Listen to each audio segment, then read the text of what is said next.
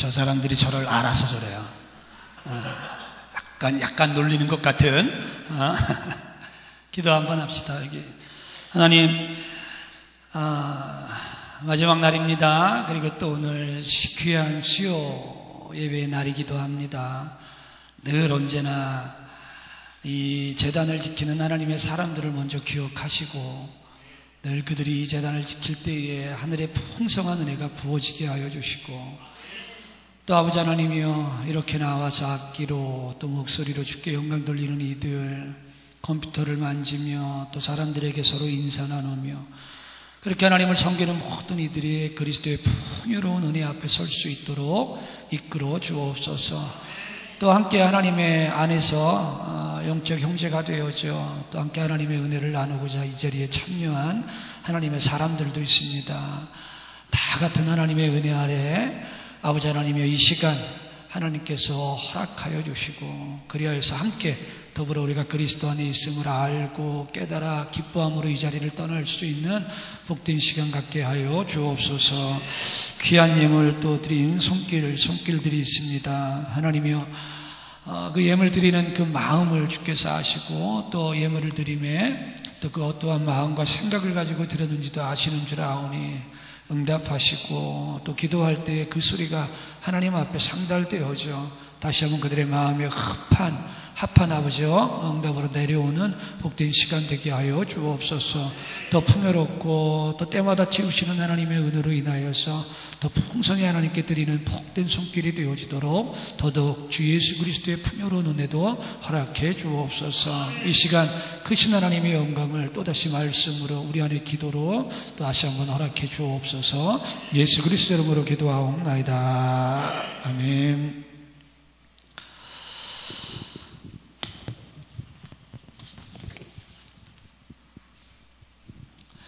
우리가 계속 출애굽기 시내산에 이르기까지 3개월의 시간 동안 있었던 4가지 사건에 대해서 살펴보고 있는 거예요.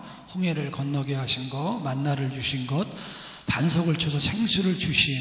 이거 뭐 다 살펴보지 않았고 어제 잠깐 살펴봤죠. 잠깐 살펴봤는데 어쨌든 그 생수를 주심에 대하여서 어제까지 살펴보았고, 오늘은 그 마지막 사건인 아말렉과의 전쟁에 대해서 같이 좀 살펴보려고 하는데, 지금까지 나누었던 이틀의 말씀과는 조금 다른 관점에서 보셔야 돼요. 이틀 동안은 신령한 의미와 교훈적 의미, 이 말씀에 숨어져 있는 그 의미가 뭐지? 우리가 그런 것을 중심으로 좀 살펴봤다면, 오늘은요 아말렉은 누구인가 하는 것과 이 아말렉과의 전쟁의 시기가 언제인가 라고 하는 것을 조금 다른 관점, 이런 관점으로 우리가 오늘 좀 말씀을 같이 좀 보려고 합니다. 그래야 오늘 기록된 하나님의 말씀에 숨어져 있는 비밀함들을 우리가 온전히 좀 이해할 수 있기 때문이에요.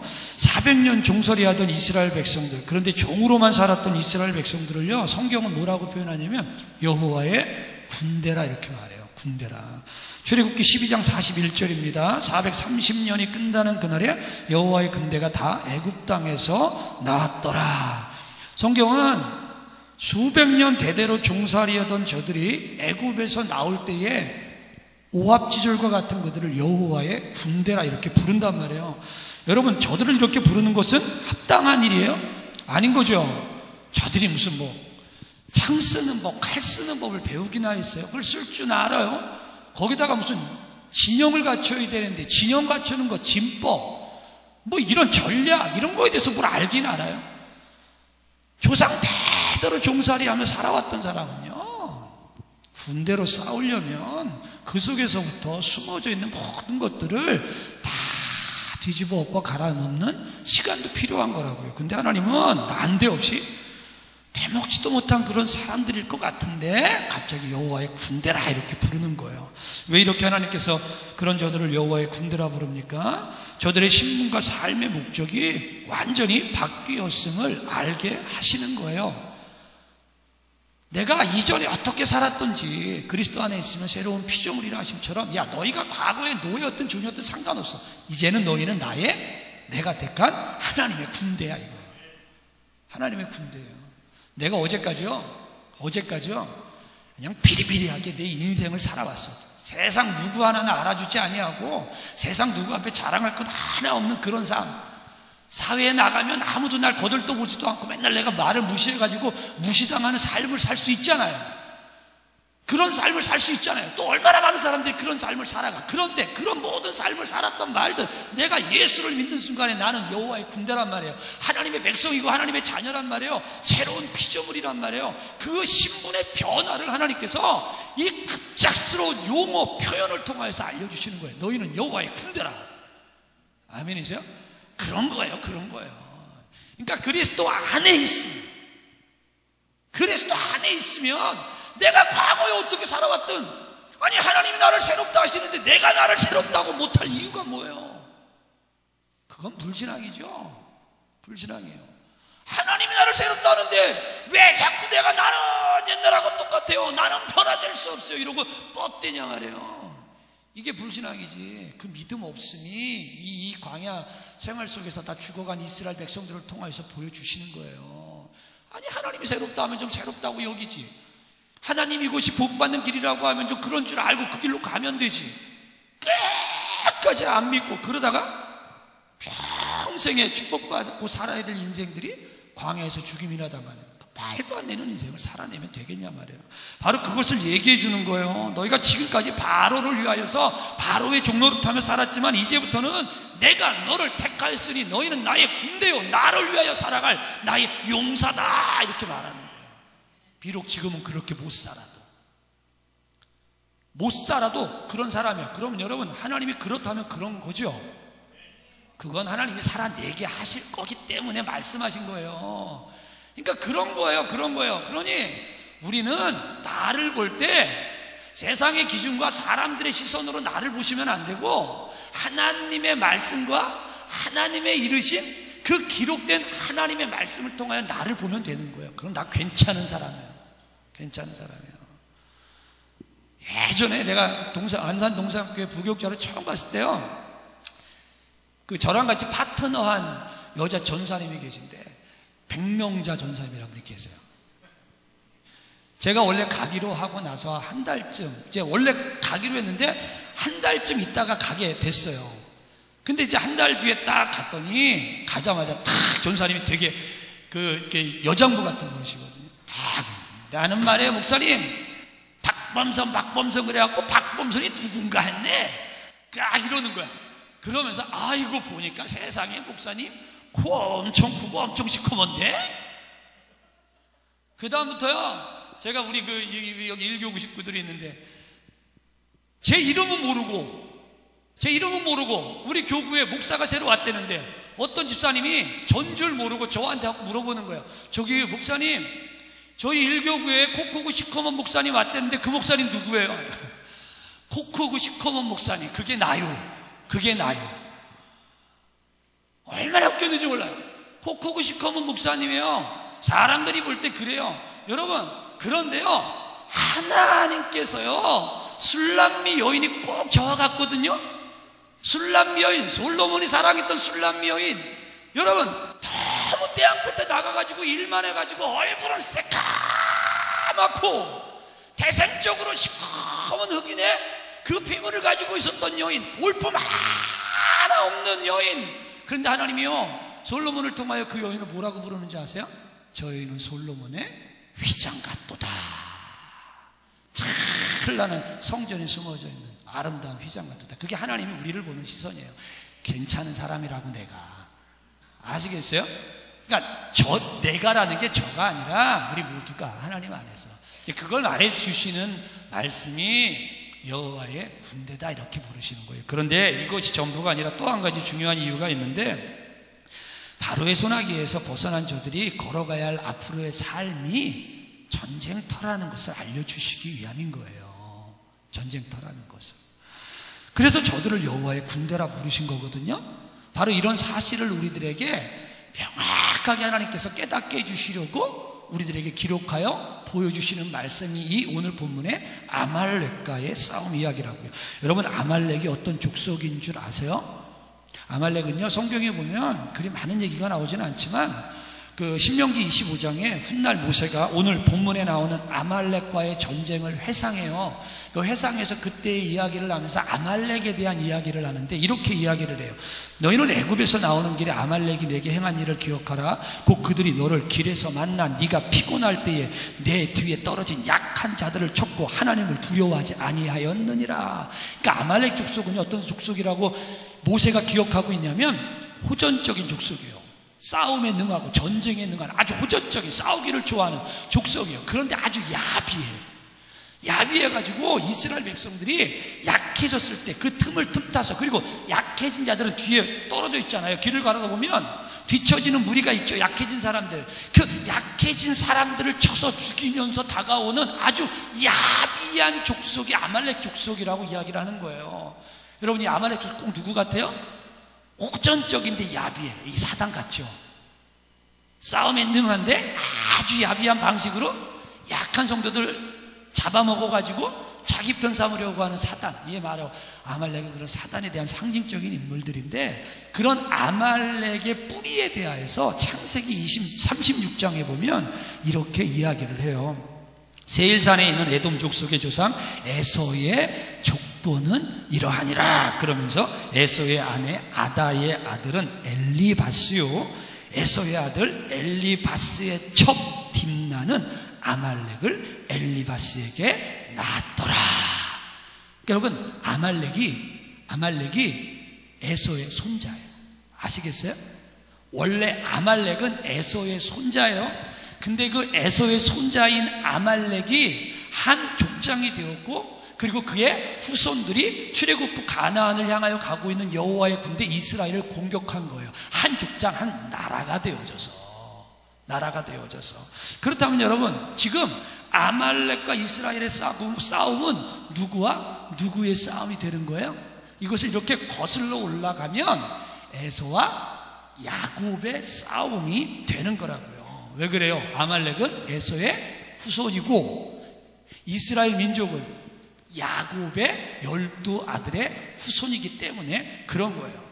여러분, 바로 이런 역사적 인식을 가지고 오늘 본문을 대하셔야 돼요. 조금 우리가 성경 말씀을 좀 이해하고 오늘 말씀을 들어야 되는데, 이런 인식을 가지고 오늘 본문을 대하셔야 돼요. 그래야 왜 하나님께서 이스라엘이 싸운 많고 많은 싸움 중에 아말렉과의 싸움을 이렇게 성경에 기록해 놓으셨는지를 제대로 이해할 수 있기 때문이라고요. 그런 점에 있어서 다시 좀 돌아보아야 할 것이 하나 있는데, 이삭의 쌍둥이 두 아들 에서와 야곱의 관계예요. 다 아시죠? 다 아시는 말씀인데 제가 다시 말씀을 통해서 정리해 드리는 거라 그랬어요. 에서와 야곱의 이 관계, 쌍둥이인데 두 사람의 관계에 대해서 성경이 뭐라고 말하냐면, 그 아들들이 그의 태 속에서 서로 싸우는지라. 태 속에서부터 서로 싸우는지라. 그러니까 그 둘의 관계는 어미의 태에서부터 싸우는 관계였다라고 성경이 말해요. 그 싸움이, 그런데 그 둘의 관계에서 끝난 것이 아니라 어떻게 되는 거예요? 계속 지금 내려와서 이제도 아말렉과 이스라엘이 싸우고 있는 형국이 된 거라고요. 그러니까 아말렉과 이스라엘의 싸움은 계속 올라가서 에서와 야곱의 싸움이 계속 되어졌다는 것을 성경이 우리들에게 말해주고 있는 거예요. 이것을 성경에 기록해 놓으신 거거든요. 그러면 성령께서 왜 이 싸움, 계속되고 있는 에서와 야곱, 그로부터 시작되어진 아말렉과 이스라엘 민족의 싸움을 성경에 기록해 놓으셨냐 말이에요. 그 이유가 뭐예요? 이를 알기 위해서 여러분, 원시복음 최초의 복음이라 불리는 창세기 3장 15절 말씀으로 가셔야 돼요. 창세기 3장 15절 성경 있으면 한번 이 말씀은 좀 펼쳐봅시다.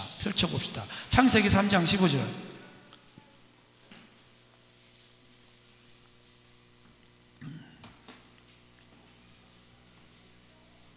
이거 찾기 쉬워서 찾으라 그러는 거예요. 교회 다니기 시작한 하루밖에 안 된 분들도 창세기는 찾잖아. 그러니까 창세기 3장 15절 그래서 찾으라 그러시는 거예요. 없으면 들으세요. 괜찮아요. 창세기 3장 15절 같이 한번 읽어볼까요? 시작. 내가 너로 여자와 원수가 되게 하고 내 후손도 여자의 후손과 원수가 되게 하리니 여자의 후손은 내 머리를 상하게 할 것이요 너는 그의 발꿈치를 상하게 할 것이니라. 여러분, 이 말씀의 의미를 그냥 말씀을 보면서 제 얘기 들으세요. 이 말씀의 의미를 아세요? 이는 여자의 후손, 그러니까 여자의 후손은 메시아요, 그리스도를 말하는 거죠. 여자의 후손 그리스도가 여자의 후손으로 여자의 몸을 빌어서, 마리아죠, 예수님의 어머니 마리아. 그래서 여러분, 예수 그리스도께서는 여자인 마리아의 몸을 빌어서 이 땅에 오신 거예요. 이게 벌써 예언된 거예요. 여자의 후손, 여자가 낳은 아들로 이 땅에 올 것이다라고 하는 것을 말하고 있는 거거든요. 그러니까 여자의 후손이 이 땅에 여자의 몸을 입고 올 거예요. 육신을 입고 올 건데, 그가 와서 어떻게 한다는 거예요? 뱀의 머리를 상하게 한다는 거예요. 곧 사망의 세력을 잡은 자 마귀를 정복하고 인류를 구원하시겠다라고 하는 것을 말씀해 주고 있는 거예요. 말씀해 주고 있는 거예요. 그러니까 여자의 후손이 올 건데, 그가 뱀, 곧 사단 마귀의 머리를 상하게 함으로 우리를 구원해 내실 것이다 라고 하는 것을요, 이미 하나님께서 창세기 3장 15절 아담과 하와가 타락한 그 자리에서 언약해 주신 거예요. 이 언약을 쭉 성경에서 보면 어떻게 이어져 내려오냐면, 아브라함에게도 하나님께서 이와 같은 언약을 이어서 하신 언약이 뭐예요? 내 씨로 말미암아 천하 만민이 복을 얻으리라. 이 언약의 말씀을 계속 반복해서 아브라함에게 말씀하시거든요. 창세기는 그 얘기예요. 창세기 얘기의 핵심은 창세기 3장 15절의 언약의 말씀이 어떻게 계속해서 끊이지 아니하고 아브라함과 이삭과 야곱을 통하여서 요셉을 통하여서 이어져 오다가 마침내 어떻게 예수 그리스도가 오셨는가를 우리들에게 설명해 주시려는 말씀이에요. 이게 아브라함 언약으로 계속 내려온 거예요. 내 씨로 말미암아. 이 말씀에 대하여서 갈라디아서가 뭐라고 해석하냐면, 하나님이 내 씨로 말미암아 단수라고 말하지 않았느냐. 내 씨가 이 모든 아브라함의 후손들을 말함이 아니라 딱 한 사람을 가리켜 내 씨, 내 후손이라고 말했으니 그분이 바로 예수 그리스도라 설명을 해주신다고요. 설명을 해주신다고요.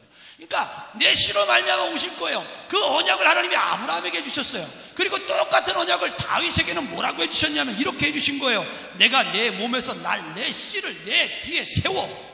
그는 내 이름을 위하여 집을 건축할 것이요 나는 그의 나라 왕위를 영원히 경고하게 하리라. 이게 하나님께서 다윗에게 주신 언약의 말씀인데, 사무엘하 7장에 나오는 말씀이에요. 뭐라고 언약하셨냐면, 내가 내 몸에서 내 씨를 한 명을 세울 거야. 근데 그 사람이 나를 위하여 집을 지을 거라는 거예요. 그 사람이 누구예요? 솔로몬이죠. 솔로몬이 성전을 건축했으니. 그런데 이 말씀의 궁극적인 목적, 하나님이 말씀하시려고 하는 것은 뭐예요? 다윗의 후손, 다윗의 씨로 이 땅에 오실 바로 예수 그리스도를 통하여서 집, 하나님의 나라를 세우실 것을 말씀해 주고 있는 거예요. 그것을 어떻게 알아요? 하나님이 지금 다윗에게 이야기하시면서 내 씨로 낳은 그 후손이 내 나라의 왕위를 영원히 견고하게 가지게 될 것이다 라고 말하는 거예요. 솔로몬의 나라가 영원했어요? 바로 솔로몬이 죽고 난 이후에 사후에 나라가 두 나라로 나누어졌잖아요. 뭘 영원해요? 영원해요. 그러니까 여러분, 하나님께서는 뭘 말씀하시냐면, 창세기 3장 15절에서 여자의 후손을 통하여서 구원을 주리라는 것을 아브라함을 통하여서, 그리고 아브라함에게 주셨던 그 언약을 계속 이어가지고 어떻게 하신 거예요? 이 다윗에게 언약하신 거예요. 그래서 성경 마태복음, 그 신약을 이 열고 있는 마태복음 1장 1절의 말씀은 뭔 거예요? 아브라함과 다윗의 자손 예수 그리스도의 세계라. 아니, 구약에 얼마나 잘난 놈들이 많은데요. 다윗이 괜찮은 놈이에요? 다윗이 괜찮긴 하지. 그런데 다윗이 여러분 저지른 죄가 뭐예요? 살인죄예요. 간음죄라고요. 아니, 간음죄는 한번 그렇다고 칩시다. 우리 간음죄 그렇다고 쳐. 지 간음죄 가리겠다고 한 짓이 뭐예요? 남편만 죽여요? 남편의 부하들 수십 명, 몇 명도 된다 헤아릴 수 없는 인간들을 죽인 놈이 다윗이에요. 근데 그런 다윗을 왜 창세기 구약성경이 다 끝나고 신약을 시작하면서 아브라함과 다윗의 자손 예수 그리스도라 이렇게 당당히 말씀하시냐 말이에요. 아브라함이 잘나서요? 마누라 2번이나 팔아먹은 인간이 뭐 잘나요? 저는 그런 거에 비하면 100배 제가 아브라함보다 나은 놈이에요. 나는 한 번도 아내를 팔아먹은 적이 없다고. 나는 한 번도 누구를 죽인 적이 없다고요. 죽이라고 교사한 적도 없다고요. 내가 아브라함과 다윗에 비해서 만족해요. 근데 왜 거기에 하나님께서 아브라함과 범선이의 후손이라 이렇게 안 하시는 거예요? 나에게는 언약을 주시지 않았기 때문에. 그러니까 아브라함과 다윗의 후손의 세계라고 하는 것은 아브라함과 다윗이 중요한 게 아니에요. 그 인간들이 중요해서가 아니라 그 인간들에게 주셨던 하나님의 언약, 창세기 3장 15절의 말씀을 통해서 아브라함을 통해서 다윗을 통해 주신 그 언약이 어떻게 성취되어져서 이 땅에 정말 예수 그리스도가 왔니 안 왔니 그거 알려주시려는 말씀이 신약의 문을 열고 있는 마태복음 1장 1절이라고요. 그게 여러분 하나님 안에서 지금 언약되어져 있는 말씀이에요. 그러니까 창세기 3장 15절이라고 하는 이 한 절 속에 숨어져 있는 이 복음의 비밀, 구속의 비밀이 얼마나 어마어마한 비밀인지 좀 아시겠어요? 예, 이게 바로 하나님의 말씀의 언약이에요. 성경은 여러분 이것을 알려주기 위해서 기록된 말씀이라고요. 그것이 우리가 하나님의 말씀을 대하고 하나님의 말씀을 배워야 하고 연구하고 내가 하나님의 말씀 앞에 가까이 나아가야 할 이유예요. 그 그리스도를 내가 만나면 어떤 일이 벌어지는 거예요? 제가 계속 이틀 동안 얘기했잖아요. 그리스도를 만나면 내 영생의 그리스도만이 아니라 내 인생의 그리스도도 된단 말이에요. 내게 구원만 주시는 것이 아니라 내 평생에 광야 같은 인생길 나와 동행하시고 함께하시고 지키시고 돌보시면서 내 삶을 마침내 가나안 하나님이 말씀하신 그 은혜와 축복과 평강의 땅으로 인도하신단 말이에요. 우리는 이 믿음으로 살아가는 사람이잖아요. 이러자고 우리가 예수 믿는 거죠. 아니 나 구원받았는데 아직도 내가 예수 믿어야 될 이유가 뭐가 있어요? 그 그리스도가 내 인생의 그리스도라니까요. 좀 믿고 맡겨보고 살아보자 말이에요. 이걸 안 하니까 예수를 믿긴 한데 재미가 없다니까요. 맨날 주일 가서 예배드리면 재미있으세요? 재미없죠. 그러니까 맨날 주일날 교회 가면 딴 생각하고 주보 또 묵상하는 분들 계시죠. 처음부터 끝까지 주보 묵상하면서 난 주보에서 오타 찾아내는 분이 세상에서 제일 무서워. 아니 오타 좀 나면 어때요? 오타 나면 어때요? 주보에 오타가요 한 글자가 아니라 한 10글자 나면 안 돼요? 아니 또 거기에 또 사람 이름 좀 틀리면 안 돼요? 아니 박범선을 김범선이라고 하면 안 돼요? 그가 또 찾아냈다고 또 무슨 또 우주의 비밀을 안 것 마냥 와가지고는 잘못했잖아요. 그래 잘못했다 막 나도 싸운다고 그래가지고. 진짜 여러분 내가 그리스도 안에서 재미있고 즐거운 신앙생활이 뭐냐면 그리스도가 내 인생의 그리스도도 된다는 걸 아는 거예요. 그러면요 내 처지가 광야에 있든 막다른 골목에 있든 내 인생이 그냥 남들 보기에 지지고 볶고 저 인간 저 뭐야 예수 믿는데 뭔 삶이 저래 그러해도 저들은 모르는 기쁨과 평강을 가지고 나는 오늘도 버티고 견디며 살 수 있는 거라고요. 그 그리스도를 만나시라고요. 그러자고 말씀이 기록된 거예요. 창세기 3장 15절에 아브라함을 통해서 다윗을 통하여서 여러분 성경 말씀은 전부 뭐냐면 그 그리스도가 그럼 어떻게 오실 것이냐. 그래서 아브라함 보고 이삭을 내게 바쳐라. 예, 어떻게 그리스도를 이 땅에 보내셔서 어떤 방식으로 우리의 구원을 이루실 줄을 보여주시려고 아브라함에게 이삭을 바치라 하신 거잖아요. 무슨 아브라함의 믿음만 보세요? 말도 안 되는 소리죠. 그러니까 그 모든 것이 이 안에 숨어져 있는 해답을 우리들에게 풀어주시는 거예요. 그게 하나님의 말씀이라고요. 하나님의 말씀이라고요. 그러면 참고로 여러분 여자의 후손이 어떤 방도로 뱀의 머리를 상하게 한다는 거예요. 성경은 이렇게 말하는 거예요. 히브리서 2장 14절에서 사망으로 말미암아 사망의 세력을 잡은 자 곧 마귀를 없이 하시리라. 여자의 후손 아브라함과 다윗의 씨 예수 그리스도의 사망으로 말미암아 곧 죽으시고 다시 살아나심을 통하여서 이런 역사가 일어날 것이다 라고 하는 것을 성경이 말씀해 주고 있는 거예요. 여러분 하나님의 세상을 이처럼 사랑하사 독생자를 주셨으니 이는 저를 믿는 자마다 멸망치 않고 영생을 얻게 하려 하심이니라. 이 말씀은 다 아시죠? 다 아시죠? 이 말씀도 모르세요? 몰라요? 알죠? 그래 모르면 오늘부터 알자고. 우리 요한복음 3장 16절 정도는 외우고 삽시다. 이 정도는 좀 알고 수준 있게 살아야지. 하나님이 보내신 독생자를 믿는 자마다 영생을 얻게 되리라 라고 말씀하시는데 여러분 우리가 무슨 독생자의 뭘 믿어서 우리가 구원을 얻는다는 거예요? 우리가 독생자의 무엇을 믿어가지고 도대체 구원에 이른다라고, 영생을 얻는다라고 성경이 말하냐 말이에요. 부활장이라고 불리는 고린도전서 15장의 말씀에는 이렇게 하나님께서 말씀하셨어요. 성경대로 그리스도께서 우리 죄를 위하여 죽으시고 장사 지낸 바 되셨다가 사흘 만에 다시 살아나신 것이다. 그러니까 여러분, 구원받을 수 있는 믿음이라는 게, 예수님께서 우병이어를 행하셨어요. 예수님께서 산상수훈과 같은 권세 있는 가르침을 주셨어요. 뭐 이걸 내가 믿음으로 구원받는 게 아니라, 예수 그리스도께서 나의 죄를 위하여 십자가에 달려 죽으시고 그분이 사흘 만에 살아나신 것처럼 사흘 만에 살아나심으로 이 죽음의 문을 여시고 부활의 문을 여셔서 나도 그분처럼 부활할 거라고 하는 것을 믿는 그 믿음으로 내가 구원을 받고 내가 하나님 나라에 들어갈 수 있는 자격을 얻게 되는 거라고요. 이게 복음이에요. 이게 복음이에요. 성경은 여러분, 이것을 믿음으로 인하여서 우리가 구원을 받는다고 말하는 거예요. 그런데요, 누가 와가지고 그러는 거예요.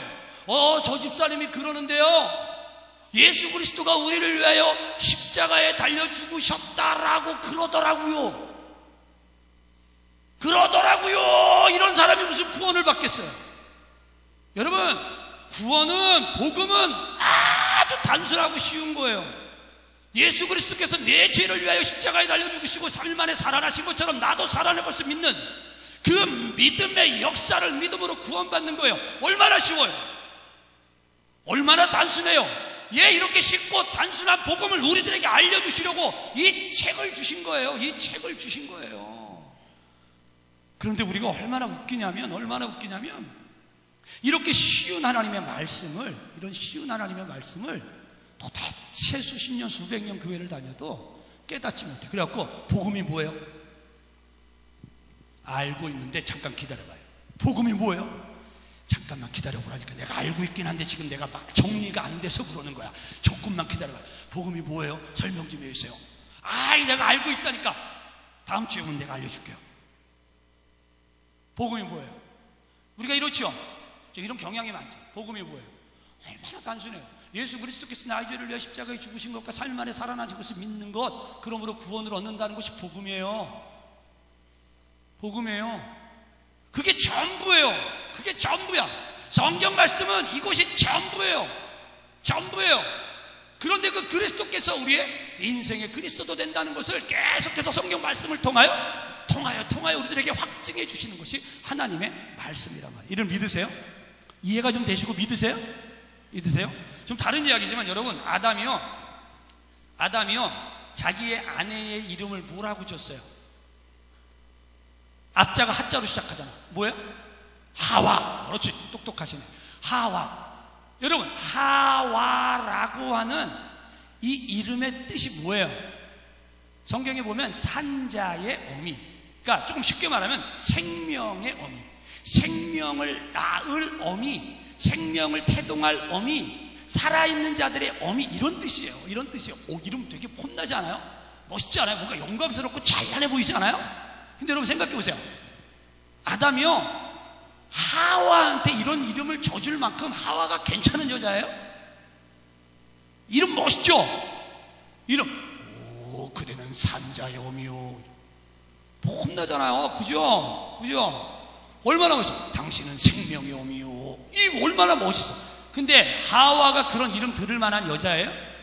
아니죠. 사실 아담의 입장에서 보면 자기가 평생 땀을 흘려야 되고, 또 땀을 흘려도 땅으로부터 엉겅퀴만을 받아야 되는, 평생 내가 수고하고 애쓰고 죽음의 고통도 겪어야 되는 그 일이 누구 때문에 시작된 거예요? 그렇죠, 그 여자 때문인 거죠.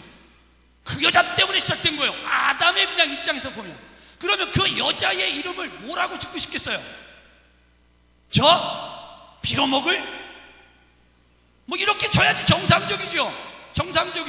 근데 왜 이름을요, 그 폼나게 산자의 어미, 생명의 어미 이렇게 줘요?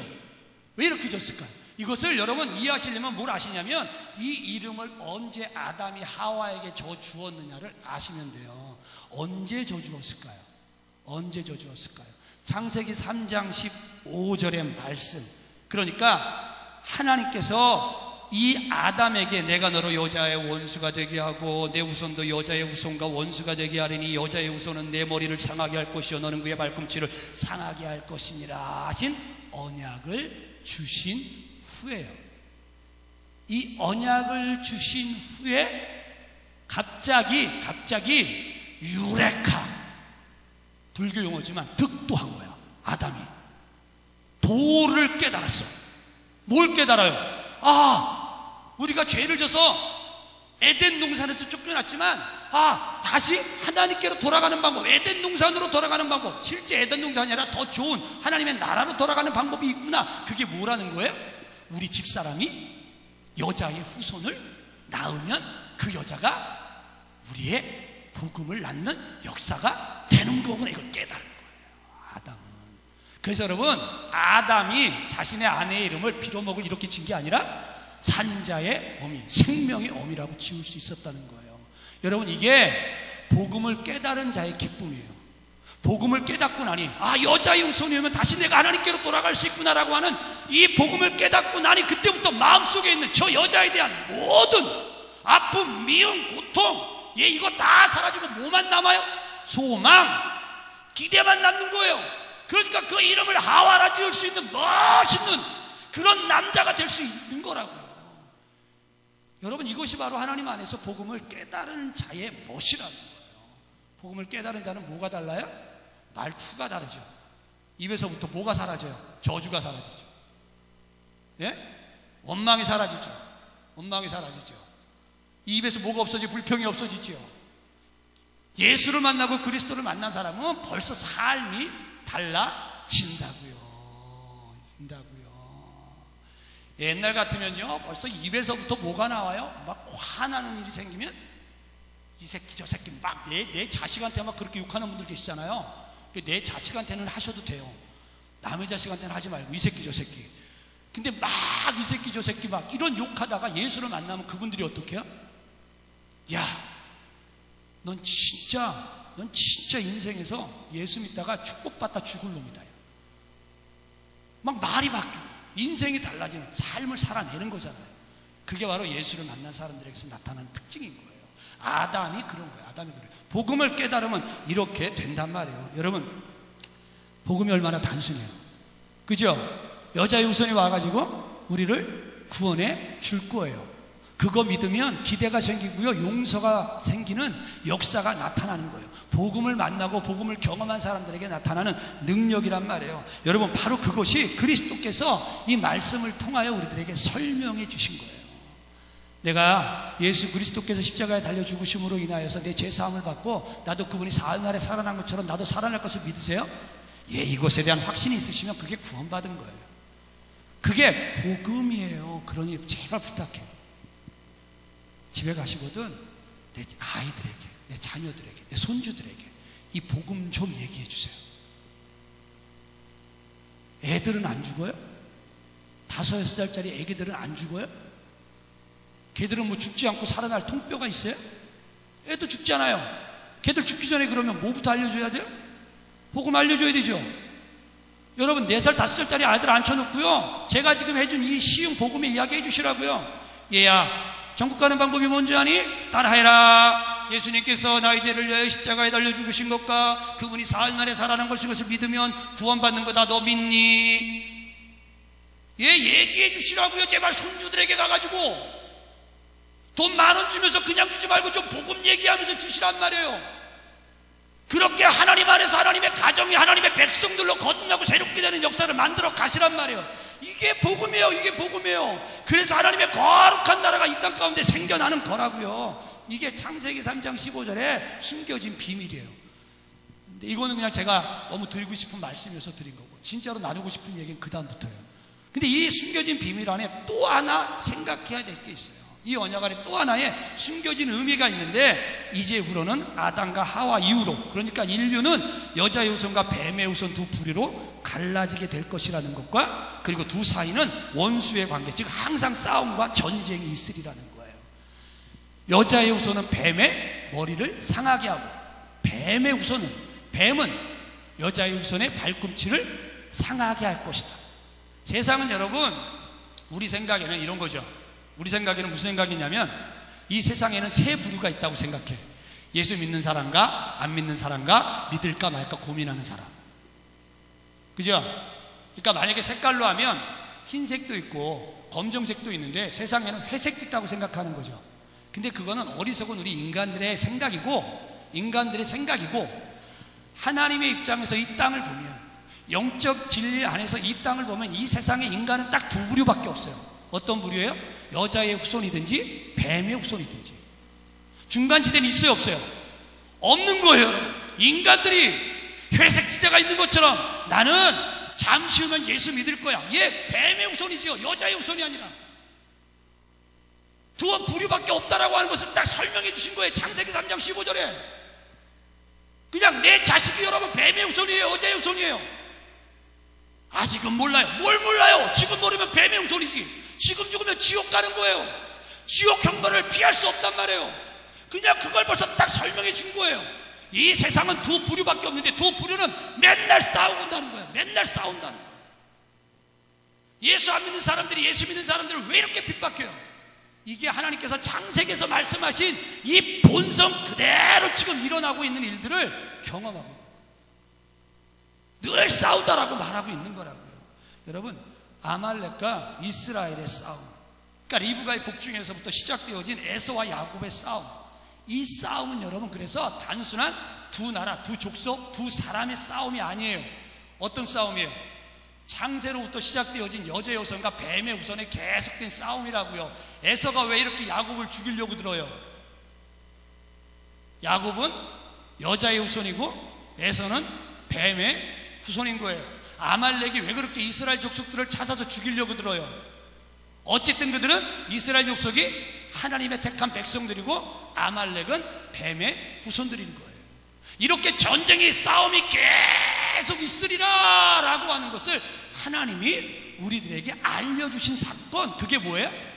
그게 바로 아말렉과 이스라엘 족속 간의 싸움이에요. 싸움. 이것을 어떻게 명확히 알 수 있냐면 하나님께서 이 아말렉과 이스라엘의 싸움이 언제 일어났는 그 시기를 통하여서 우리들에게 알려주시는 거예요. 아말렉과 이스라엘의 싸움이 언제 있었어요? 언제 있었어요? 홍해를 건너기 전이에요? 홍해를 건넌 후예요? 홍해를 건넌 후라고요. 이해가 되세요? 홍해를 건넌 후에 아말렉과 이스라엘의 싸움이 있었어요. 뭘 의미하는 거예요? 홍해를 걷는 건 무슨 뜻이라 그랬어요?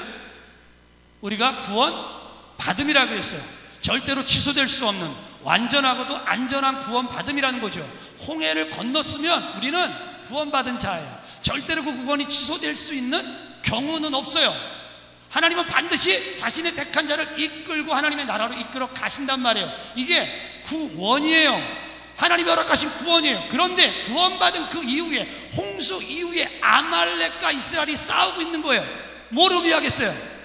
구원 이후에 끊임없이 우리들에게는 싸움이 있다는 거예요. 그 싸움이 어떤 싸움이냐는 거예요. 그 싸움이 어떤 싸움이냐는 거예요. 그 싸움이 어떤 싸움인지를 우리들에게 알려주시는 그 놀라운 사건이 바로 홍해를 건넌 이후에 하나님이 기록해 놓으신 아말렉과의 싸움이다라고 하는 것을 말씀해 주고 있는 거라고요. 여러분, 아말렉과의 싸움을 하기 전에도 싸움이 있었어요, 없었어요? 이스라엘에 싸움이 있었죠. 어떤 싸움이 있었어요? 바로와의 싸움이 있었죠. 여러분, 바로와의 싸움은 어떤 싸움이에요? 바로와의 싸움은 여러분, 구원을 어떻게 우리가 받을 수 있는가를 알려주는 구원의 방도를 계시하는 구원의 싸움이에요. 그래서 바로와의 싸움은요, 핵심이 뭐예요? 유월절 어린 양인 거죠. 지금 어려워지고 있죠. 이해가 좀 되세요? 근데 제가 좀 어렵게 하는 이유는 적어도 이게 하나님의 말씀이니까 이런 내용을 조금 우리가 좀 알았으면 좋겠다는 마음에서 그렇게 하는 거예요. 바로와도 치열하게 싸웠어요. 바로가 또 얼마나 강박한지 싸움도 한 번에 안 끝나죠. 계속된 싸움 속에서 마침내 바로가 손을 딱 든 사건이 뭐예요? 장자의 죽음. 장자의 죽음. 모든 애굽 땅에 있는 장자는 다 죽었는데 어느 집만 안 죽었어요? 예? 이스라엘 사람들이 아니죠. 어느 사람만? 하나님의 말씀 그대로 짐승의 피를 좌우문설주 임방에 바른 가족들은 안 죽었어. 그 가정만 살았어. 그렇죠. 그것이 바로 바로와의 싸움이에요. 뭘 말해주는 거예요? 구원의 싸움. 그런데 이 아말렉과의 싸움은 그런 구원의 싸움이 아니라고, 바로와의 싸움이 아닌 거예요. 바로와의 싸움은 우리가 어떻게 구원을 받아요? 6월절 어린 양, 우리의 대속제물이 되어주시는 예수 그리스도로 인하여서 우리가 구원받을 수 있다라고 하는 것을 딱 그림자 예표로 보여주신 거예요. 이보다 더 어떻게 쉽게 설명을 해요? 아니 6월절 어린 양이 우리를 대신하여 죽은 것, 그걸 통해서 우리가 구원받는다는 걸 이보다 어떻게 더 쉽게 설명을 하냐 말이에요. 그거 아주 초등학생도 알 수 있도록 설명해 주시려고 구원의 방도를 계시해 주신 거예요. 그게 바로와의 싸움이에요. 그런데 아말렉과의 싸움은 좀 다르죠. 홍해를 건넌 후 왜 갑자기 아말렉이 쫓아와가지고 이스라엘 백성들하고 싸워요? 왜 전쟁을 해요? 우리의 인생 구원 이후에도 계속해서 싸움이 있다라고 하는 것을 말해주고 있는 거라고요. 여러분, 그래서 우리와 같은 몸을 입고 우리와 같은 성정을 가지고 우리와 같이 하루 3번 밥 먹고 그랬던 사도 바울이 이 복음의 비밀을 깨닫고 나서 뭐라고 이야기한 거예요? 이렇게 얘기하는 거죠. 우리의 씨름은 혈과 육을 상대하는 것이 아니요 통치자들과 권세들과 이 어둠의 세상 주관자들과 하늘에 있는 악의 영들을 상대함이라. 그러므로 하나님의 전신갑주를 취하라. 이는 악한 날에 너희가 능히 대적하고 모든 일을 행한 후에 서기 위함이라. 바울이 괜히 이 말한 게 아니죠. 우리 안에 무슨 싸움이 있어요? 영적 싸움. 내 안에 영적 싸움이 있다는 것을 여러분 이렇게 좀 내가 생각하고 또 내가 그런 싸움 가운데 있다는 것을 이해하고 살아가고 계세요? 제가 한번 전도여행을 어제 DTS라는 전도여행 갔었다 그랬죠. 예수전자에서 훈련받을 때 전도여행을 갔는데, 전도여행을 목포로 갔을 때에 무슨 큰 이 동산에 이제 공원에 올라가가지고 전도를 했는데 쭉 서가지고 8명이었거든요. 8명이 쭉 서갖고 막 기타를 치고 막 예, 할렐루야 예수 믿으세요 막 뭐 춤도 막 촥 춰가면서 막 이런 거 하거든요. 근데 춤추고 노래하며 전도를 하는데 사람들이 모여가지고 그래도 막 듣고 이러는 거예요. 근데 갑자기 어디서 막 돌을 막 던지는, 돌 던지는 그 한 사람이 있었어요. 야이씨 누구야? 막 전도하면서도 막 열이 나가지고 돌을 계속 던지는 거예요. 누구야? 봤더니 여러분 한 7살도 안 돼 보이는 조그만 꼬마애가 계속 우리를 향해 돌을 던지는 거예요. 근데 여러분 너무 재밌는 게 뭐냐면 정중하게 우리 리더자가 찾아가가지고 얘야 돌 던지면 안 돼 빨리 저리 가 그러잖아요. 그러면은 또 와갖고 막 던지는 거예요. 얘가 끝까지 우리가 거기서 중단하고 내려갈 때까지 돌을 던졌어요. 뭘 깨달았는지 아세요? 이 아이도 이 뱀의 하수인이 되어져서 쓰임받을 수 있다는 거죠. 아니 이 아이가 웬만한 믿음 갖고는 그렇게 못하지. 얼마나 믿음이 좋은지 자기가 아니면 이 모든 것들을 파괴할 사람이 없는 것처럼 사명감을 가지고 돌을 던지더라니까요. 주변에 돌이 없는데 찾아갖고 와서 막 들고 와가지고 막 던지는 거예요. 영적 싸움과 영적 전쟁 안에 우리가 놓여져 있다는 거죠.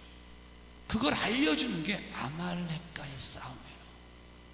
그런데 우리가 자꾸 내 인생에 일어나고 있는 일들을 해석할 때 어떻게 해석하세요? 인간적으로만 해석하시죠. 이성적으로만 해석하시죠. 영적으로 해석하시는 법을 잘 모르시겠죠. 예, 그렇게 살지 말라는 거예요. 내 인생에서 끝없이 이와 같은 영적 싸움이 있으니 그런 영적 싸움을 너희가 하나님의 전신갑주를 입고, 아주 단순한 거예요. 전신갑주는 한 손에는 생명의 검인 하나님의 말씀을 들고 한 손에는 기도를 들고 내 앞에는 믿음의 방패, 오직 믿음이라고 하는 방패를 가지고 나가서 너희가 싸워 이기라는 거예요. 왜? 사단은 끊임없이 나를 괴롭히고 나를 힘들게 하고 내게 싸움을 걸어오니까 하나님은 그 싸움이 있다는 것을 이렇게 쉽게 아말렉과의 싸움을 통해서 홍해를 건넌 이후에 이 싸움을 통하여서 우리들에게 말씀해 주시는 거라고요. 그렇다면 그 싸움이라는 게 구체적으로 뭐예요? 아주 단순해요. 눈에 보이는 싸움과 눈에 보이지 아니하는 싸움이 있는 거죠. 눈에 보이는 싸움은 아까 말한 것처럼 이 아이와 같은 거예요. 여러분 이런 싸움이 여러분들 안에 있으세요? 내가 믿는다는 것 때문에 핍박을 당하는 일이 있으셨죠? 그게 뭐예요? 눈에 보이는 싸움이죠. 눈에 보이는 싸움이죠. 요새 여러분 중국 기독교가 어떻게 돼요? 중국 기독교, 중국에 있는 기독교회가요 얼마나 많은 핍박을 받고 있습니까? 현재 중국 교회는 지하교회, 삼자교회 할 거 없이 십자가 철거되죠. 십자가 철거되고 교회가 폐쇄당하고 교회 재산이 몰수되고 막 기독교인 체포되고 교회 지도자가 누명을 써가지고 이들을 변호하는 인권 변호사들도 다 체포되고 사라져버리고 막 실종되고 의문의 죽음을 당하고 이런 일들이 지금 계속 일어나고 있는 거예요. 심지어는요, 교회에 십자가 대신에 시진핑의 초상화를 걸게 하고, 성도들의 집에 가가지고 시진핑의 초상화를 딱 걸고 여기에 절하면 내가 너희를 안 잡아갈 테니 여기다 절하라. 꼭 뭐 같아요? 우리나라 일제시대 때 심사참배랑 똑같죠. 이와 같은 일이 이 시대, 이 시간 중국 땅에서 일어나고 있는 거예요. 여러분, 중국 교회, 우리의 형제들을 위해서 기도하셔야 돼요. 거기 형제들요, 힘내라고 기도하시라고요. 힘내라고. 힘내서 좀 잘 견디고 버텨서 이 사단 마귀에게 굴하지 아니하고 믿음 지켜서 하나님 나라 천국의 영광 누리라고 기도 좀 하시란 말이에요. 힘내라, 힘내라. 중국의 우리 형제들이요, 좀 기도하시란 말이에요. 이게 뭐예요? 이게 보이는 싸움이에요. 근데 우리는 사실 이런 보이는 싸움이 별로 없죠. 이제는 뭐 이런 보이는 싸움이 있으세요? 아직도? 뭐 있을 수 있지만 우리는 사실 대다수 없어요. 왜? 나를 믿는다고 핍박하는 사람이 주변에 아무도 없거든요. 제 주변엔 다 예수 믿는 사람들이에요. 안 믿는 사람들 없어요. 안 믿는다 하여 나를 핍박하지는 않아요. 그러니까 이런 눈에 보이는 싸움은 별로 없는데 우리 안에는 무슨 싸움이 있어요? 보이지 아니하는 싸움. 보이지 아니하는 싸움이 뭐겠어요? 이걸 여러분, 사도 바울이 갈라디아서 말씀을 통하여서 아주 쉽게 이렇게 이야기를 합니다. 육체의 소욕은 성령을 거스르고 성령은 육체를 거스르나니 이 둘이 서로 대적함으로 너희가 원하는 것을 하지 못하게 하려 함이니라. 성도된 우리가 싸워야 할 또 하나의 싸움이 있는데, 이것은 보이는 싸움이 아니라 보이지 아니하는 우리 내면의 싸움이래요. 근데 그 내면의 싸움이 뭐예요? 성령의 소욕과 육체의 소욕의 싸움이에요. 뭘 말하는 거야? 내가 말씀대로 살까? 내가 하고 싶은 대로 살까? 그 싸움이 사실은 우리 안에 있는 더 중요한 싸움이죠. 로마서 7장에 나오는 바울의 예가 좋은 예가 될 수 있어요. 로마서 7장에는 바울의 이런 탄식이 나와요. 내가 원하는 바 선을 행하지 아니하고 도리어 원하지 아니하는 바 악을 행하는도다. 오호라, 나는 공고한 사람이로다. 이 사망의 몸에서 누가 나를 건져내랴. 이게 여러분 보이지 아니하는 싸움. 예수를 믿으면 거듭난 사람은 그 안에, 내가 예수 믿는 순간에 뭐가 우리 안에 들어와요? 누가요? 성령께서 들어오시죠. 그래서 우리는 성령으로 거듭났다라고 표현하잖아요. 내가 예수를 믿는 순간에 성령께서 내 안에 들어오시는 거예요. 그래서 우리가 성령을 체험했다는 건 거듭났다라고 하는 것을 시작으로 비롯되는 일이에요. 성령이 내 안에 계세요. 그러니까 성령이 없다가 내 안에 들어왔으니 그때부터 무슨 싸움이 시작되는 거예요? 이전에 살아왔던 내 육체의 소욕과 성령이 들어왔으니 성령의 소욕이 싸우는 거예요. 이 싸움이 계속되는 것이 여러분 믿는 자의 싸움이에요. 거듭나지 않은 사람이 이런 문제로 싸우는 거 봤어요? 거듭나지 않은 사람, 믿지 아니하는 사람들에게 이런 싸움이 없어요. 왜? 그들은 육체의 소욕을 따르는 게 죄라는 것, 육체의 소욕을 따라 사는 게 잘못됐다는 것을 별로 그렇게 심각하게 생각하지 않기 때문인 거죠. 근데 우리는 그렇게 돼요, 안 돼요? 돼요, 안 돼요? 이게 좀 부끄러운 얘기긴 하지만, 어느 날 제가 이렇게 아무 생각 없이 화장실에서, 교회 화장실에서 볼일을 보고 있는데 앞에 건물에서 문이 하나가 쫙 열리더니 어떤 여자분께서 옷을 훌러덩 벗으면서 막 갈아입고 있는 거예요. 창문을 다 열고. 제가 교회에 있었다니까요. 교회 화장실이지만 교회 화장실이야. 근데 앞에 여자가 갑자기 왜 그런지 문 활짝 열고 옷을 막 훌러덩 벗는 거예요. 제가 봤겠어요, 안 봤겠어요? 끝까지 봤어요. 끝까지 봤어요. 근데 여러분, 끝까지 본 그 일로 인하여서요, 그 다음부터 말씀이 집중이 안 되는 거예요. 어이구, 자꾸 화장실 가고 싶네. 그때부터 너무너무 화장실이 가고 싶네. 안 가고 싶은데 억지로 화장실 가네. 혹시 또 그럴까 싶어서 이 싸움이 여러분 제 안에 계속되는 거예요. 제가 어떻게 했겠어요? 결국 화장실요, 창문 폐쇄버렸어요. 제가 닫아버렸어요. 안 보이게 해놨어요. 그게 제 안에 일어난 싸움이에요. 싸움. 이게 작아 보이세요? 이 싸움이요, 우리 인생에 비일비재한 거예요. 비일비재한 거예요. 그게 육체의 소욕과 성령의 소욕의 싸움이라고요. 근데 이 싸움이요, 믿음이 깊어지면 깊어질수록 어떻게 되는지 아세요? 더 심각해져요. 그게 우리 안의 숙제예요. 믿음이 깊어질수록, 신학의 경륜이 쌓일수록, 말씀이 내 안에 더 깊이 많이 당겨질수록, 내가 더욱더 많이 기도로 충만한 사람이 될수록 여러분, 이 육체의 소욕과 성령의 소욕의 싸움이 더 징한 싸움이 된다고요. 사도 바울이요, 여러 편지를 썼죠. 여러 그 성경 말씀을 썼잖아요. 근데 그 사도 바울이요, 가장 초기에 쓴 게 고린도 전서고, 중간쯤에 쓴 게 에베소서고, 마지막에 쓴 게 디모데 전서예요. 근데 그 말씀에 이렇게 보면 사도 바울이 각각 성경에서 자기 자신을 묘사하는 말이 좀 달라요. 처음에는 뭐라고 썼냐면, 고린도 전서에서 나는 사도 중에 가장 작은 자라 이렇게 써요. 사도 중에. 사도 그래봐야 몇 명이나 있어요? 그러면 예수님의 12사도밖에 더 있어요? 나중에 부름받은 나 사도까지 해봐야 몇 놈이나 되겠어요? 당시에는 이런 어떠한 그 달란트, 하나님께서 허락하신 은사에 따라 사도라는 직분을 가진 사람들이 있었지만 다 합쳐봐야 얼마나 되겠어요? 처음에는 이랬어요. 나는 사도 중에 작은 자라.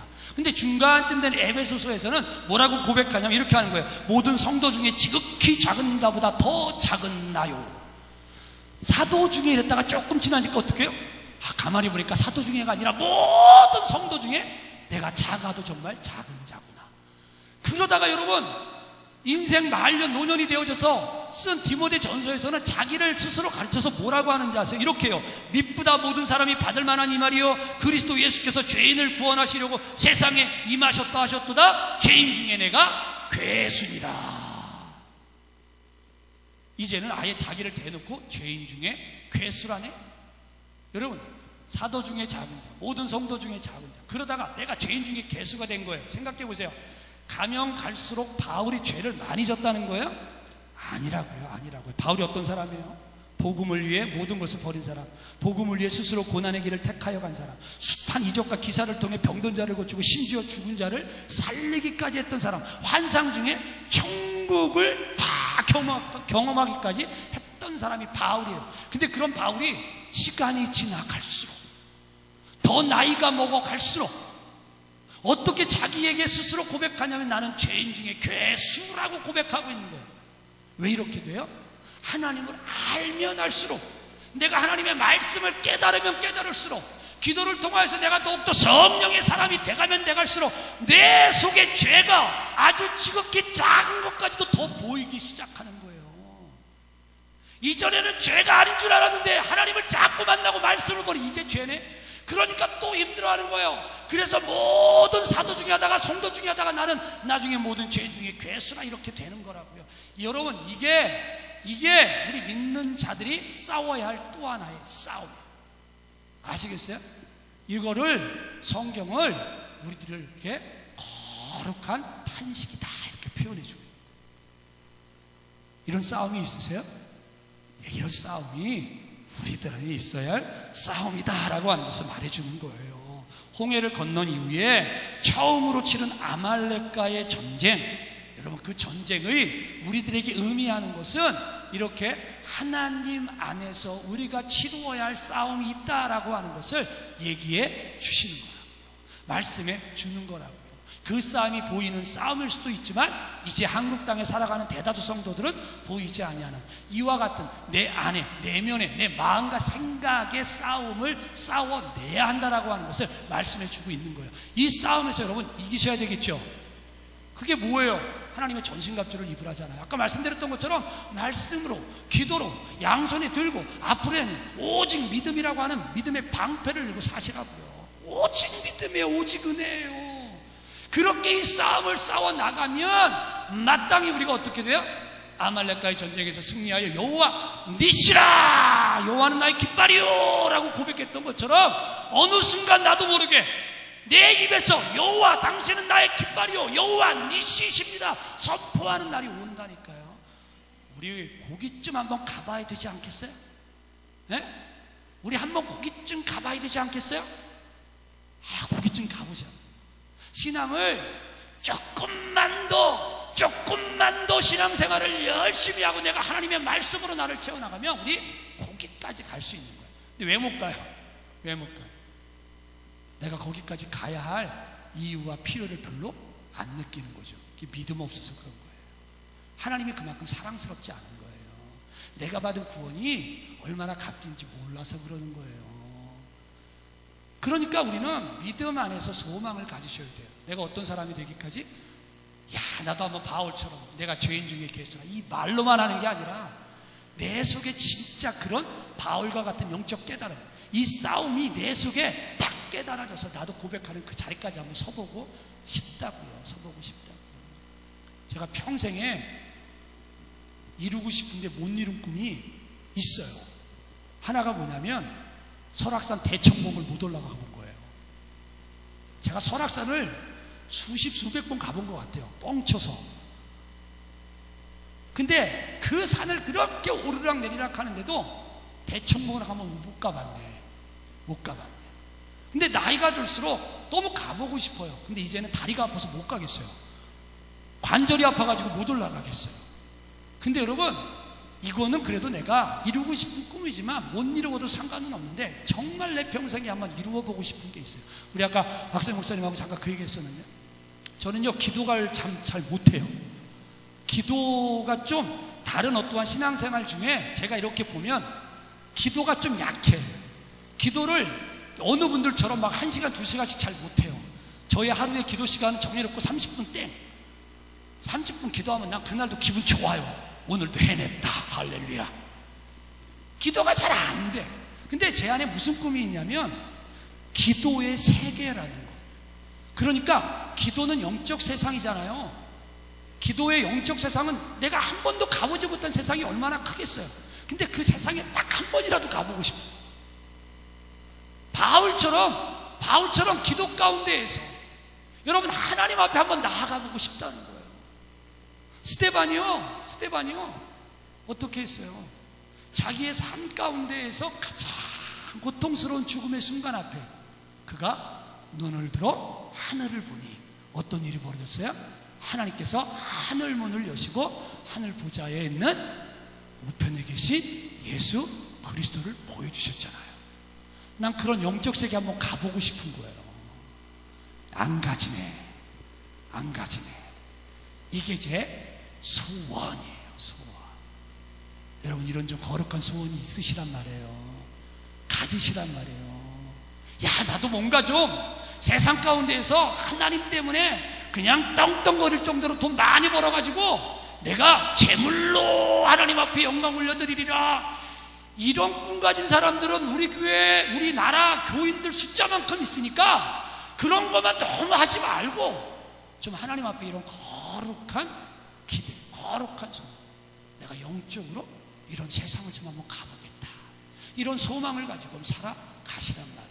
잘 안 되죠. 그렇기 때문에 우리가 해야 될 일이 있는 거예요. 그게 뭐예요? 마지막 이야기요. 그래서 우리가 해야 될 일이 하나가 있는데, 우리 주 하나님을 내가 주저앉은, 내가 환난을 당하는, 내가 전쟁하고 있는 그 싸움터의 자리에서 바라보는 거예요. 다른 게 아니에요. 여러분, 모세가요, 성경 말씀 보면 너무 되게 재밌죠. 손을 들면 이겼더라, 손을 들이면 때렸다. 이게 무슨 말도 안 되는 이상한 얘기잖아요. 그죠? 이 말씀을 통해서 제일 많이 들으신 얘기가 뭐예요? 모세처럼 손 들고 기도해야 됩니다. 모세가 팔이 힘드니 누가 왔어요? 아론과 우리 와가지고 옆에서 도와줬더라. 그랬더니 맨날 목사님들이 제일 많이 하는 말이 뭐예요? 여러분들 목사님에게 아론과 우리가 같은 하나님의 사람들이 되세요. 이런 말씀 많이 들으셨죠? 참 좋은 적용이에요. 귀한 말씀이에요. 그런데 절대로 여러분 거기서 멈추면 안 돼요. 왜냐하면 성경이 모세에 대해서 뭐라고 말하냐면, 모세는 장래에 말할 것을 증언하기 위하여 하나님의 온 집에서 일한 종이다, 이렇게 말하거든요. 무슨 말이냐면, 모세가 이 성경에 기록된 이유는 이스라엘 백성들을 애굽으로부터 데려나오는 이 모든 과정을 통하여서 예수가 그리스도라는 것, 그분이 어떻게 우리를 구원하여 내실지를 말하기 위하여 하나님이 세우신 신실한 종이다, 이렇게 말하고 있는 거예요. 모세 나름대로 인생의 목적과 뜻이 있지만 성경이 말하는 것은 더 좀 다른 거죠. 모세는 여러분 철저하게 장래에 일어날 일, 장래에 있을 일, 장래에 어떻게 하나님의 백성들이 살아가야 하는지, 예수 그리스도를 어떻게 만나고 그분을 만난 사람들이 어떻게 살아가야 하는지를 알게 하기 위하여서 하나님이 택하여 세운 자라. 여러분, 그렇게 하나님이 말씀해 주고 있는 거예요. 이미 하나님은 수천 년 전에 우리가 어떤 삶을 살아야 하는지를 얘기하시려고 모세를 들어서 저들을 애굽으로부터 데려 나왔을 뿐만 아니라 아말렉과의 전쟁에서 손을 들고 너 올라가서 싸워라 말씀하신 거라고요. 그럼 여러분 생각해 보세요. 우리가 힘들 때 바라봐야 되는 사람이 산에 올라가서 산꼭대기에 올라가서 손 들고 있는 모세예요?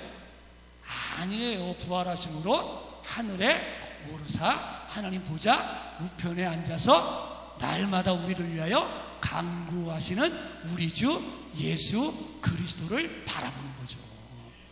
거기에 여호와 니시가 있다는 것을 말씀해 주는 게 아말렉과의 전쟁이라고요. 그러므로 여러분 성경이 뭐라고 말해요? 믿음의 주여 또 온전케 하시는 이인 예수를 바라보자. 그 앞에 있는 기쁨을 위하여 십자가를 참으사 부끄러움을 개의치 아니하시더니 하나님 보좌 우편에 앉으셨느니라.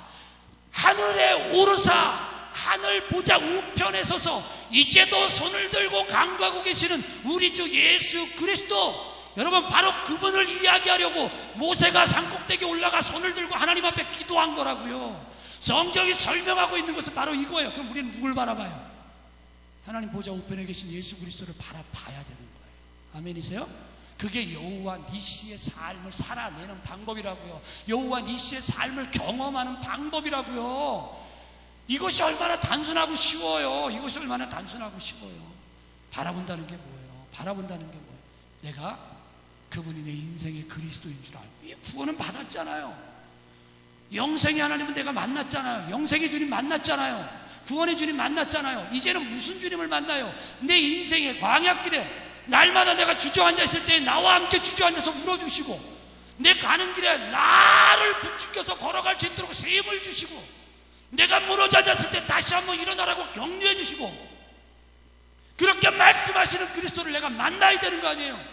그 그리스도를 만나서 그 그리스도를 기대하고 그 그리스도를 향하여 내 간절한 간구를 드리며 살아가는 그 삶, 그게 바로 여러분 하나님 앞에서 주님을 바라보는 거예요. 그러니 우리의 인생의 승리, 여호와 니시의 삶은 어디서부터 시작되는 거예요? 지금도 이제도 보좌 우편에서 우리를 위하여 날마다 간구하시는 우리 주 예수 그리스도를 바라보는 그 일에서 시작하는 거예요. 그러면 그때 예수가 내 인생의 그리스도라는 것을 경험하게 되는 거예요. 아멘이세요? 아멘이세요? 제가 한 가지 이야기만 하고 마칠게요. 기도 시간이 많이 가서 이야기만 하고 마쳐야 될 것 같아요. 제가 우리 교회 장로님 두 분이 계신데 그 중에 한 분하고 안 맞아요. 엄청 안 맞아요. 뭐 안 맞는 사람 있잖아, 그죠? 아니 다 맞아요? 교회 신앙생활 하는데 목사들이 다 나하고 맞아요? 아니에요. 여러분들도 그러잖아요. 저 목사 나하고 너무 안 맞네. 나 그 장로님하고 너무 안 맞아. 너무 안 맞아. 처음에 그 교회 가갖고 그때 집사님이셨어요. 제가 이제 안수에도 장로님이 되신 분인데 너무 안 맞는 거예요. 너무 안 맞는 거예요. 아우 사사건건 나하고 뭐 그렇게 안 맞아. 하나에서 10가지가 안 맞아. 그리고 또 저는요 저렇게 마음이 여려요. 강해 보여도 마음이 여려. 그래갖고 누구한테 쉽게 뭐라고 잘 못하는 마음도 있고 또 하고 나면 후회하고 막 이러는 마음이 있는데 이분은 그런 게 없어. 거칠게 막 뭐라 그래. 막 뭐라 그래. 막 뭐라 그러고 아무 뒤끝이 없는 분이에요. 나는 오케이, 너만 힘들면 괜찮아, 이런 분이에요. 얼마나 답답한지 몰라요. 그분하고요 너무 힘든 거예요. 너무 힘든 거예요.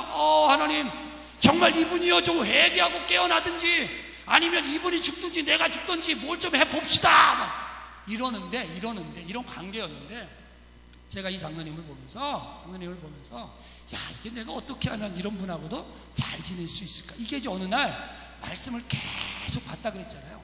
말씀을 계속 보면서 제 안에 숙제로 다가온 거예요. 그냥 이분이 나하고 안 맞는 건 알겠어. 원래 너무 기질적으로 안 맞고 생리적으로 안 맞아요. 사회에서 만났으면 안 만났을 사람이지. 사회에서 만났으면 그냥 얼굴 피하고 살 사람인데, 근데 하나님께서 교회 부르시고 함께 하나님의 교회를 섬기라고 하셨더니 나 이분하고 잘 지내고 싶은 욕심이 말씀을 읽는데 자꾸 드는 거예요. 그래가지고요 어떻게 하면 좋을까요 하나님, 어떻게 하면 좋을까요. 이래가지고 제가 딱 한 가지를 결정했어요. 내가 하고 싶은 모든 것 절대로 주장하지 말고 그냥 장로님이 뭐라고 하시면 장로님 하고 싶은 대로 해보십시오. 괜찮습니다. 저는 좋습니다. 그리고 내가 막 장로님이 너를 화나게 하잖아요. 그러면 하고 싶은 말 하지 않기. 아까 제가 막성희 목사님하고 그 얘기했는데 그게 장로님 얘기예요. 막 나한테 막 뭐라 그러면 제가 막 다혈질을 해서 그 자리에서 나 목사님 싫어요. 그럼 제가 뭐라 그런다 그랬어요? 나도 당신 싫어요. 이런다 그랬잖아요. 근데 나 싫어요 이러면은 참기. 그냥 해본 거예요. 그러면서 계속 말씀을 본 거예요. 제가 말씀을 얼마나 많이 봤는지 어제 얘기했죠. 말씀을 진짜 많이 보면서 그냥 인내하고 참고 말하고 싶은 거 참고 꼭 참고 오늘 말해야 돼. 근데 참아. 다음 주에 말하자. 그럼 한 주 동안 참는 게 죽겠어요. 그래서 한 주 동안 죽겠기 때문에 기도하는 거예요. 하나님, 이 말하고 싶은데 너무 말하고 싶은데 다음 주에 지혜롭게 말하게 도와주세요. 그럼 다음 주가 되잖아요. 그러면 또 말을 못 하겠는 거예요. 하나님, 한 주만 더. 그럼 또 한 주를 또 힘들게 보내야 되잖아요. 그렇게 이 장로님을 위해서 장로님과 보내고 그러다가 어느 날요, 이 장로님이 저한테 갑자기 전화를 하셨어요. 담임 목사 차량을 구입하는데 제가 좀 지혜롭지 못해서 무엇을 잘못해가지고 30만 원인가 50만 원인가를 뭐 더 내게 됐대요. 제가 뭐 알아요? 잘 모르지. 계산을 잘 못하니까. 근데 아무튼 그랬대. 담임 목사 차량을 구입하는데 30만 원인가 50만 원 더 냈대. 이 장로님은 그게 너무 아까운 거야. 그래갖고 전화를 대뜸 하셔가지고 저한테 화를 내시는 거예요. 제가 지금까지 말씀 읽고 오랜 시간 참아왔는데 갑자기 막 전화해다 대고, 목사님 때문에 교회 재정 30만 원인가 50만 원인가 더 냈잖아요. 어떡하실래요 목사님? 막 이러시는 거예요. 전화해다 대고. 장로께서 그때 막 뒤에 막 욕도 나고 막 이랬는데 참아 여기서 못하겠네. 막 장로님께서 이러는 거야. 그래갖고 또 장로님 또 시작이구나. 이거 또 이거 오래 가겠네. 어떻게 해야 되나. 막 염려 걱정이 돼갖고, 장로님 죄송해요. 제가 어떻게 하면 좋을까요? 이랬더니 장로님이, 목사님 끊어요. 싸가지 없죠. 그러니까 저라고 안 맞는다니까. 안 맞아. 그런데요, 이 장로님도 이러고 나니까 내 마음이 막 죽겠는 거예요. 내가 지금까지도 어떻게 참아왔는데. 근데 갑자기 5분인가 10분 있다가 다시 전화가 왔어요. 저 차 운전 중에 전화 받았거든요. 전화 오시더니 갑자기, 목사님 화내서 죄송해요. 딱 끊으신 거예요.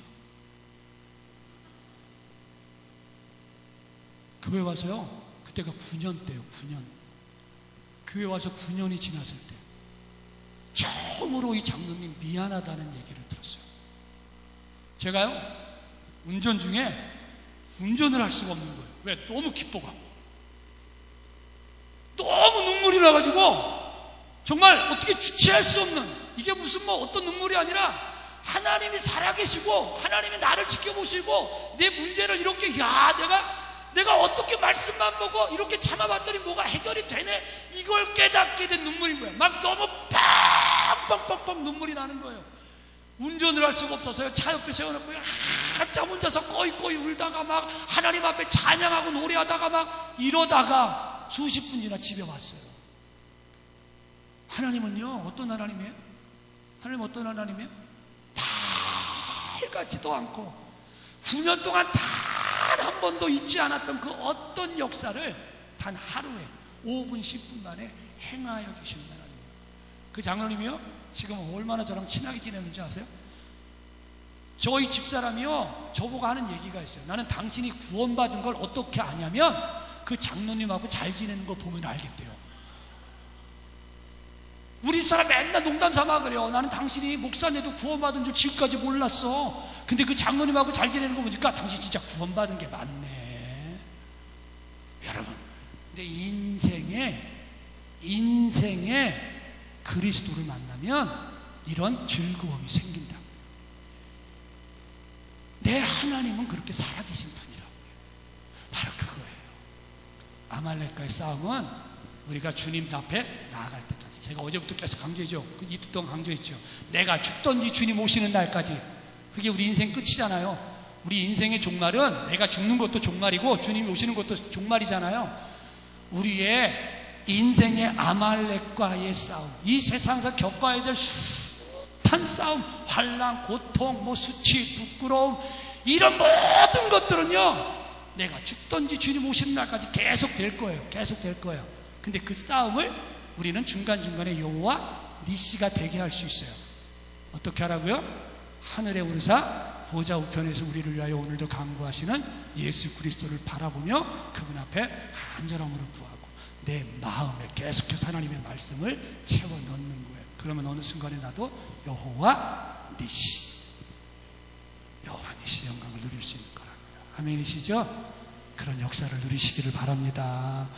하나님 앞에서 오늘 말씀 준비하면서 이거 좀 어렵지 않을까, 어떻게 쉽게 할까 고민했는데 그래도 하나님 말씀인 것 같아요. 하나님 안에서 여러분 이렇게 살아가시기를 바랍니다. 제가 다른 말씀은 결론적으로 못 드리겠고 하나님 기억하세요. 그래도 박범수 목사가 왔다 갔는데 저 인간이 하도 설교 길게 하고 하도 시끄럽고 얼마나 또 목소리는 또 커요, 그죠? 시끄럽게 해갖고 다른 건 생각 안 나는데 까맣고 큰 거 이런 것도 기억하지 말고 하나만 기억하세요. 우리 인생 하나님의 뜻대로 살아도 막다른 골목, 갇힌 곳, 무너진 곳, 쓰러진 곳, 환난, 고통의 자리에 설 수 있어요. 그래도 여러분 그 끝은 하나님께서 여호와 니시가 되게 해주실 거라고요. 왜요? 그분은 지금도 나와 함께 하시는 내 인생의 그리스도이시기 때문이에요. 할렐루야. 기억하시면서 그 주님 따라서 여러분 평생 잘 사시고요. 그러시다가 우리 천국에서 만나서 이 얘기 같이 한번 또 합시다. 얼굴 까맣고 북한 목사님하고 우리 나중에 또 만나서 즐거이 여호와 니시의 이야기 나누면 좋겠습니다. 우리 마지막 찬양 한 곡 드리고 우리 잠깐